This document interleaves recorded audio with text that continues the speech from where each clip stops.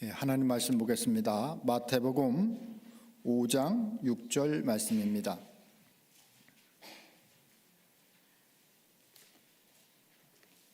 마태복음 5장 6절 말씀입니다. 다 같이 한 목소리로 합독하도록 하겠습니다. 시작. 의에 줄이고 목마른 자는 복이 있나니 그들이 배부를 것이며. 다시 한번 합독합니다. 시작. 의에 줄이고 목마른 자는 복이 있나니 그들이 배부를 것이며. 아멘. 우리 옆에 분들, 뒤에 분들 인사 나눕니다. 잘 오셨습니다. 보고 싶었습니다. 사랑합니다. 네, 잘 오셨습니다. 네, 보고 싶었습니다. 사랑합니다. 사랑하는 성도 여러분, 지금 여러분들이 가장 원하고 바라고 소망하고 열망하고 갈망하고 있는 것이 무엇입니까? 사람들은 누구나 간절히 바라는 것이 있습니다. 하나님 앞에 우리가 기도했죠. 건강하게 해주세요. 돈 많이 주세요. 출세하게 해주세요. 로또에 당첨하게 해주세요. 또 여기에는 또 저 카지노에도 가시는 분들 있잖아요. 카지노 땡기면서 하나님 아버지 잭팟 터지게 해주세요. 잭팟 터지게 해주세요. 그렇다면 하나님께서 여러분들의 기도를 들어주신다면 여러분 무엇을 하시겠습니까? 건강을 주시면 그 건강 가지고 무엇을 하시겠습니까? 여러분들에게 돈을 많이 주신다면 그 돈 가지고 무엇을 하시겠습니까? 출세하면 어떤 사람이 되겠습니까? 그러면 로또에 당첨된다면 그 돈이 과연 우리를 행복하게 만들어 줄 수 있을까요? 흥미롭게도요, 로또 1등 당첨자들이요, 그 당첨 사실을 자기의 가족이나 친지나 지인들에게 알리기를 싫어한다는 거예요. 로또에 당첨된 사실을 가족에게 알렸다가 결국 고소까지 이어진 실제 사건이 있어서 소개를 하고자 합니다. 한 사람이 무려 40억 원 로또에 당첨이 되었습니다. 그런데 그 기쁨은 오래가지 않았습니다. 20년 동안 전혀 왕래도 없었던, 연락도 없었던 두 여동생이 갑자기 나타나서 당첨금을 달라고, 만약에 나에게 주지 않으면 가만 놔두지 않겠다고 협박을 하기 시작했습니다. 당첨자는 당연히 그 요구에 응하지 않고 대신 어머니와 딸이 함께 살 수 있는 집을 마련해 주었습니다. 그러자 여동생은 분노했습니다. 자신에게 돈을 주지 않는다는 그 이유로 그 어머니가 글을 읽지를 못했다고 해요. 그래서 그 어머니에게 피켓을 들어서 시를 하게 했는데 그 피켓의 내용은 로또에 당첨된 뒤 어머니를 버리고 떠난 폐륜 아들. 그래서 그 어머니로 하여금 그 피켓을 들고 시위를 하게 만들었다는 거예요. 이 일로 인하여서 당첨자는 큰 충격을 받고 곧 어머니를 떠나서 아버지 어머니와 생이별을 하고 아주 연락을 끊고 살게 되었습니다. 하지만 이 사건은 여기서 끝나지 않습니다. 두 여동생은 어느 날 갑자기 집문을 부수고 무단으로 침입해서 아주 그 요구 조건이 더 과격해진 거예요. 결국 당첨자는 두 여동생을 고소할 수밖에 없었던 것입니다. 그 결과 이 두 여동생은 징역형을 살게 되었습니다. 돈 하나로 인해서 어머니와 생이별을 하고 사랑해야 할 여동생들을 감옥에 보내야 하는 참담한 가정 파탄의 비극이 벌어진 것입니다. 돈 하나로 가정이 무너지고 사랑해야 할 가족이 원수가 되어버린 것입니다. 우리는 돈을 얻으면 행복할 것이라 생각을 합니다. 그러나 현실은 그렇지 않습니다.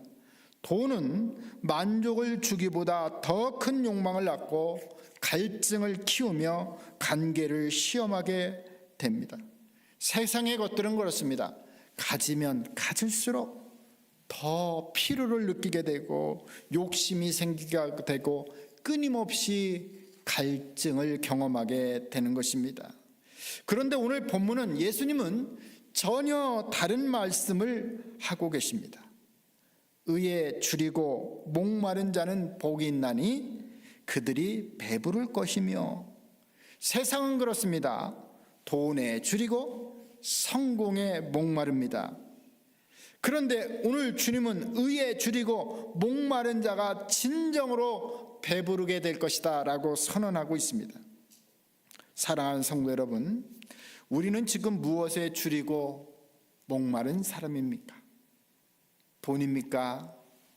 아니면 성공입니까? 줄이고 목마른다는 것은 결코 좋은 것은 아니에요. 우리가 목마르고 배고픈 것이 좋은 건 아니잖아요. 이 배고픔과 갈증은 인간에게서 가장 고통스러운 1차적인 욕구의 결핍입니다. 그래서 우리는 보통 줄이고 목마른 상태를 불행이라고 말합니다. 그런데 오늘 성경에서 예수님은 전혀 역설적인 표현을 하십니다. 의에 줄이고 목마른 자는 복이 있다 선언합니다. 그런데 예수님께서 단지 줄임과 목마른 그 자체를 복이라 하지 않으셨습니다. 그런데 무엇에 줄이고 목마른가가 그 대상이 복을 결정한다고 말씀하신 거예요. 무엇에 줄이고 목마른가. 지금 예수님이 활동하던 시대는 로마가 지배하는 시대입니다. 그들은 가난했어요. 그 지배자들이 이스라엘 백성들을 세금을 무겁게 먹이고 핍박하고 박해하고 그 이스라엘 백성들의 모든 재산들을 몰수했습니다. 그 결과 그들의 삶은 날로 피폐해졌고 그들의 삶은 가난해졌습니다. 배고팠습니다. 목말랐습니다. 먹고 사는 문제 때문에 그들은 절망했습니다. 그런 상황 가운데 오늘 예수님께서 의에 줄이고 목마른 자는 복이 있다라고 선언하고 계십니다. 이 예수님의 말씀이 지금 배고프고 줄이고 목마르고 가난한 그 시대 사람들에게 전혀 이해할 수 없는 선언이었거든요. 정말 지금 너무너무 배고프고 힘들고 가난한 사람들에게 의에 줄이고 목마른 자는 복이 있다 선언했는데 그 사람들이 이해할 수가 없는 말이었어요.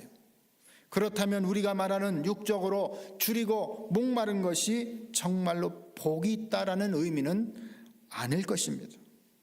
이 말씀은 고통스러운 현실을 외면한 선언이 아니라 절망 가운데서도 참된 만족이 어디로부터 오는지를 말씀하고 있는 것입니다.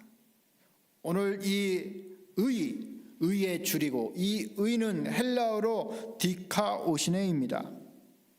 이 디카오시네, 의롭다는 것은 바로 정의로운 것, 옳은 것, 경건한 것, 하나님의 공의, 어떠한 책망할 것이 없고 무지하고 깨끗한 상태를 디카오시네, 의롭다라고 말씀하고 있습니다. 그러니까 이 의라는 것은 하나님의 뜻에 합당한 삶을 사는 것, 이것을 바로 의다라고 말씀하고 있습니다. 그런데 이 하나님의 뜻을 알아야 우리가 의롭게 살게 되는데, 이 하나님의 뜻을 무엇으로 알 수가 있습니까? 바로 율법입니다. 그런데 문제는 율법을 깨닫는 순간 절망하게 됩니다. 율법을 지키면 지키려고 해도 그 율법을 지킬 수 있는 능력이 우리 속에 없기 때문입니다. 그래서 바울은 로마서 7장 12절 25절에서 절규를 합니다. 고백을 합니다. 12절에 보면 이로보건대 율법은 거룩하고 계명도 거룩하고 의로우며 선하도다. 바울은 그렇습니다. 먼저 이 율법 자체는 의롭고 선하고 거룩하다라고 분명하게 고백합니다. 그런데 이 법을 지킬 수가 없다는 거예요. 여러분, 법이라는 게 그렇습니다. 법이라는 것이 벌 주려고 법을 준 게 아니에요. 이 법이라는 것이 뭐 사람을 제재하고 불편하기 위해서 법을 주신 게 아니라는 겁니다. 결국엔 이 법이라는 것은 우리를 사랑하시고 우리를 보호하시기 위해서 하나님께서 우리에게 그런 율법을 허락하신 겁니다. 우리가 이 교통법규도 있잖아요. 사람들에게 과속하지 말라고 그러잖아요. 때로는 우리가 바쁠 때 빨리 가고 싶잖아요. 그런데 왜 불편하게 과속하지 말라고 할까요? 결국엔 그렇습니다. 자기 자신도 보호하고 타인도 보호하기 위해서 그런 교통법규를 허락한 거죠. 그런데요, 이 문제는 율법은 선한 겁니다. 거룩한 겁니다. 선한 것입니다. 그런데 죄에 사로잡힌 우리가 문제인 거예요. 율법 앞에 서면 설수록 바울은 점점 더 깊은 고민에 빠지게 됩니다. 율법은 죄를 없애주기보다는 오히려 자기 안에 숨겨져 있던 죄가 더 분명하게 뚜렷하게 나타나기 때문입니다. 거룩한 율법에서 그는 자신의 점점 무능력과 타락한 실체를 율법을 통해서 계속 자기 자신을 보게 되었던 것입니다. 바울은 자기 자신의 내면에서 벌어지는 깊은 갈등을 솔직하게 고백을 합니다. 마음으로는 선을 행하고 싶지만 실제 원하지 않는 악을 행하고 있는 자신의 모습을 발견하게 됩니다. 선한 뜻은 있으나 그것을 실천할 수 있는 능력이 그에게 없었다는 것입니다. 이 갈등의 원인은 자기 안에 두 법이 존재하는 거예요. 속사람으로는 하나님의 법을 기뻐하지만은 육신 안에는 죄의 법이 끊임없이 그를 괴롭히고 대항하고 있었던 것입니다. 그래서 바울은 절규합니다. 오라, 나는 곤고한 사람이로다. 이 사망의 몸에서 누가 나를 건져내랴. 여러분, 그런데 이 바울은 오라, 나는 곤고한 사람이로다, 이 사망의 몸에서 누가 나를 건져내랴라로 끝난 것이 아니라 오늘 바울은 구원의 답을 분명히 선언하고 있습니다. 이것이 율법이 아니라 오직 예수 그리스도를 통해서만이 죄와 사망의 권세에서 벗어났음을 고백하고 그 하나님 앞에 내가 하나님 앞에 감사리로다라고 고백을 하고 있습니다.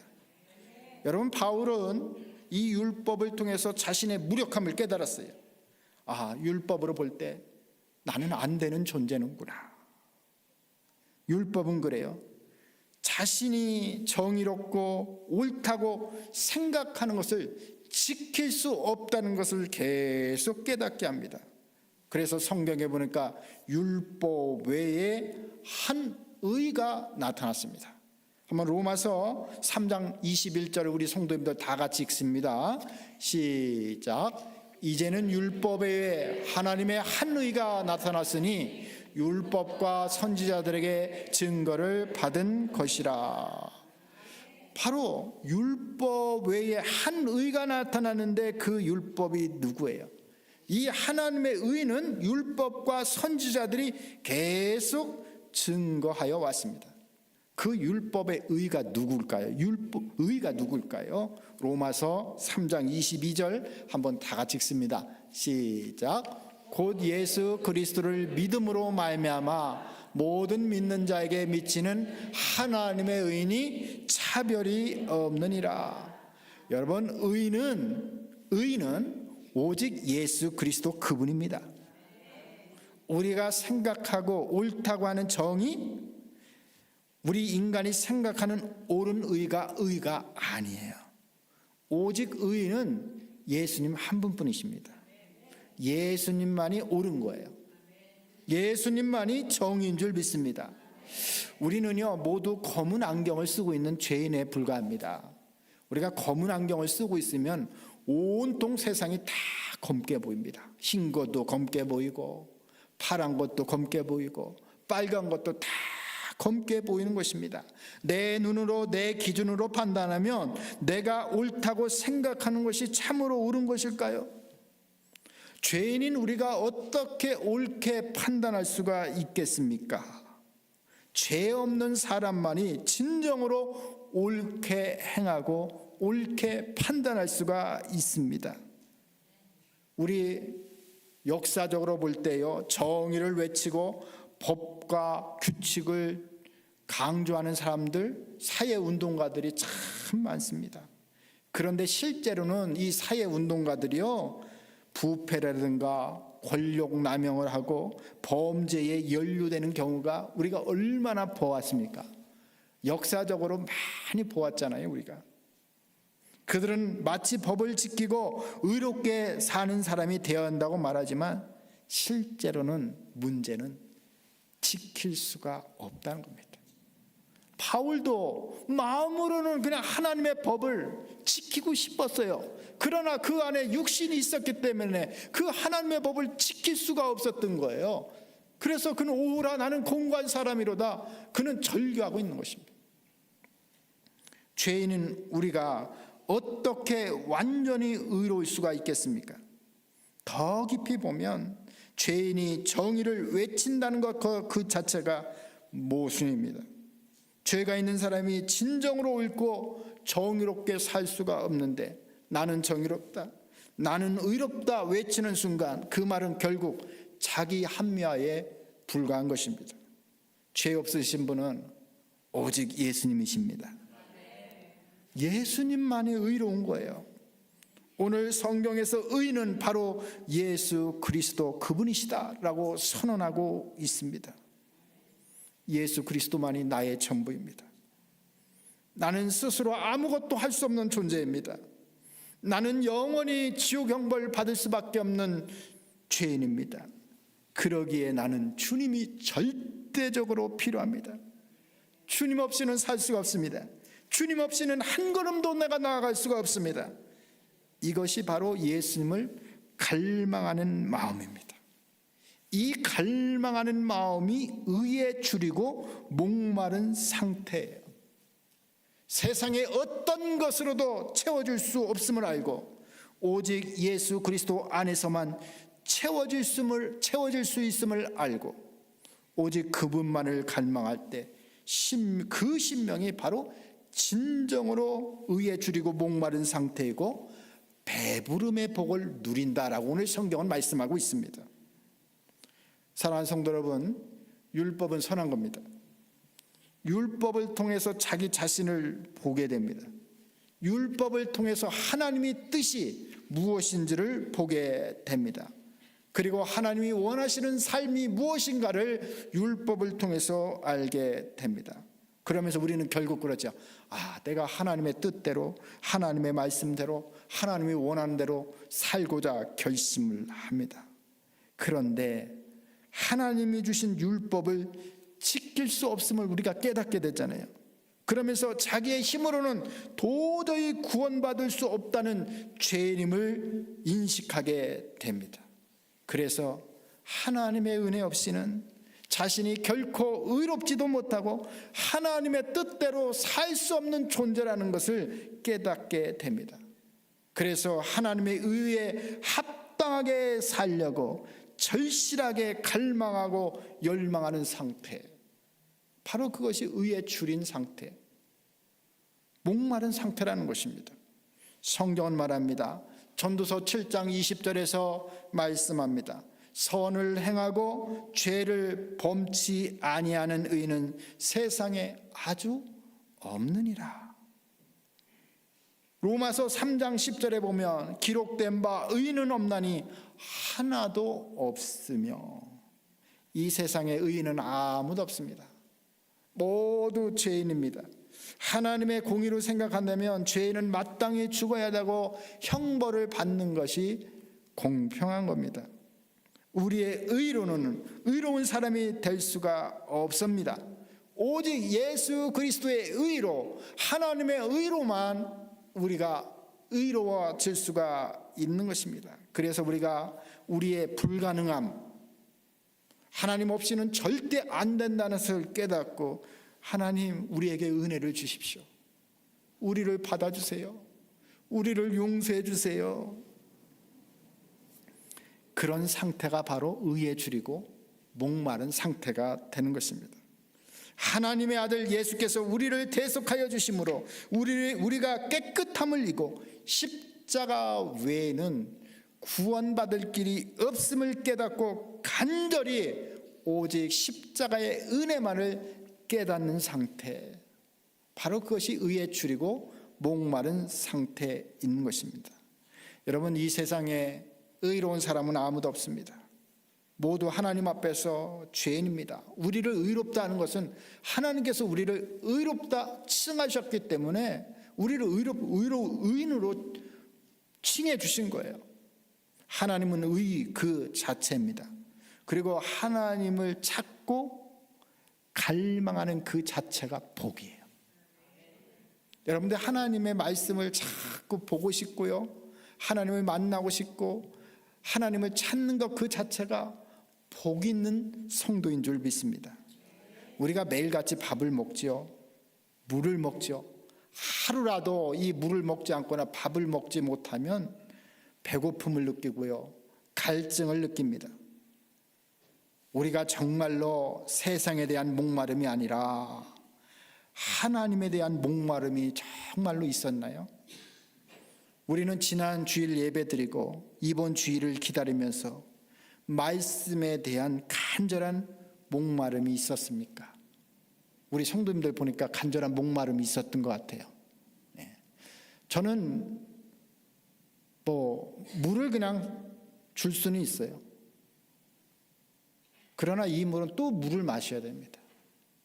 그러나 주님이 주시는 이 물은 영원히 목마르지 아니하는 영원한 생수가 되는 것입니다. 이 목마름은 우리 인간이 약간 목이 말라서 물을 마시고 배고파서 밥을 먹는 상태의 배고픔이 아닙니다. 목이 말라서 죽어가는 사람이 절박한 심정으로 사모하는 것처럼 하나님이 아니면 절대 살 수 없는 존재라는 것을 깨닫고 하나님을 구하는 상태가 줄이고 목마른 상태고 복받은 사람의 모습이라는 것입니다. 시편 42편 1절 2절에서 말씀하고 있습니다. 하나님이여, 사슴이 시냇물을 찾기에 갈급한 같이 내 영혼을 주를 찾기에 갈급하나이다. 내 영혼이 하나님 곧 살아계시는 하나님을 갈망하다니 내가 어느 때에 나아가서 하나님의 얼굴을 배울까? 여러분, 동물의 왕국에서 이렇게 보면은요, 목마른 사슴이요, 맹수들이 도사리고 있습니다. 그럼에도 불구하고 이 목마른 사슴은 물가로 다가갑니다. 육지에는 정말 사자 같은 맹수가 목숨을 노리고 있어요. 물속에는 악어가 있습니다. 그럼에도 불구하고 이 목마른 사슴은 그 물을 찾습니다. 시편 기자처럼 목마른 사슴이 시냇물을 찾기에 갈급한 심령으로 하나님을 간절히 찾고 있음을 시편 기자는 볼 수가 있어요.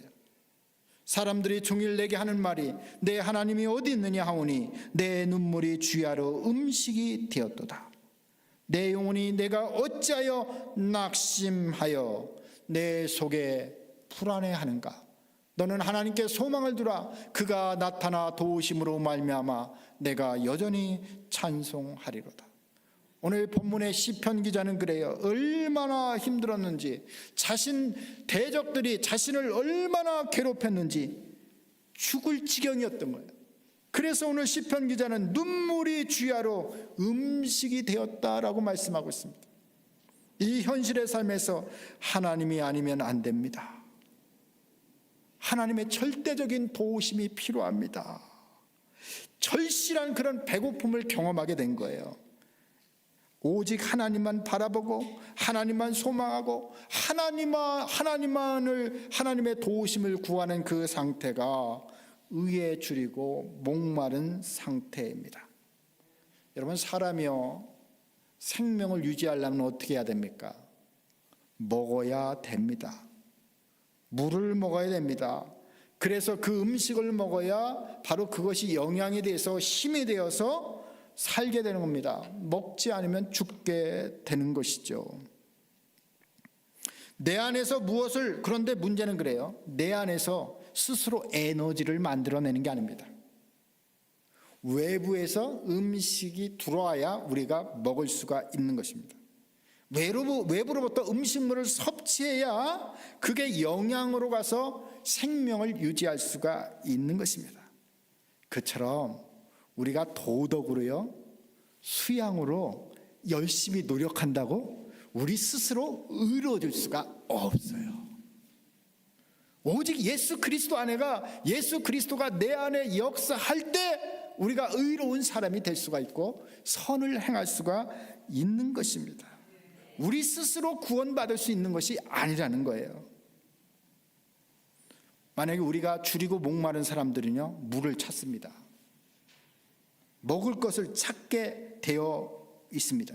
그렇다면 우리가 영적으로 의에 줄이고 목이 마르면 의가 대신 하나님을 찾게 되어 있습니다. 하나님의 말씀이 의롭습니다. 말씀인 만나를 먹게 되어 있습니다. 그래야 우리가 영적으로 살 수가 있고요, 건강한 그런 그리스도인이 될 수가 있는 것입니다. 의로우신 생명의 떡이신 예수님을 먹어야 합니다. 의로우신 예수님을 찾는 것 그 자체가 복이라는 것입니다. 예수님께서 요한복음 6장 35절에서 말씀하셨어요. 예수께서 이르시되 나는 생명의 떡이니 내게 오는 자는 결코 줄이지 아니할 터이요 나를 믿는 자는 영원히 목마르지 아니하리라. 예수 그리스도가 생명의 떡입니다. 광야에서 이스라엘 백성들이 만나를 먹었으나 죽었습니다. 그러나 예수님께 오는 자는 결코 줄이지 아니할 것입니다. 예수님을 믿는 자는 영원히 목마르지 아니합니다. 우리는 생각합니다.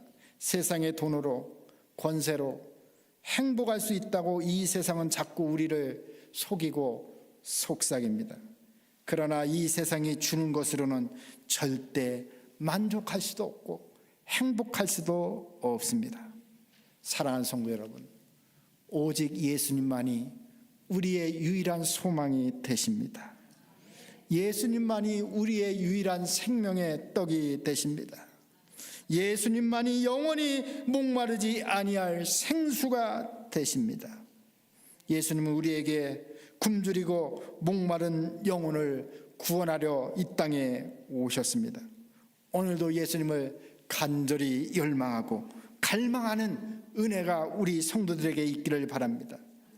의신 예수님께 줄이고 목말라 하는 은혜가 있기를 원합니다. 오직 예수 그리스도 그분을 통해서 생명의 떡과 생수를 공급받음으로 풍성한 배부름의 축복이 우리 모든 성도들에게 임하시기를 예수 그리스도 이름으로 축원합니다. 기도하겠습니다. 하나님 아버지, 감사합니다. 이 세상의 것들은 얻으면 얻을수록, 가지면 가질수록 목마릅니다. 줄입니다. 그러나 오직 예수님만이 우리의 유일한 구원이 되시며 예수님만이 우리의 유일한 소망이 되시며 구원이 되는 줄 믿습니다. 우리가 예수님 안에서 의신 예수님께 줄이고 목말라하고 갈망하고 열망하는 그런 은혜가 우리에게 있기를 소망합니다.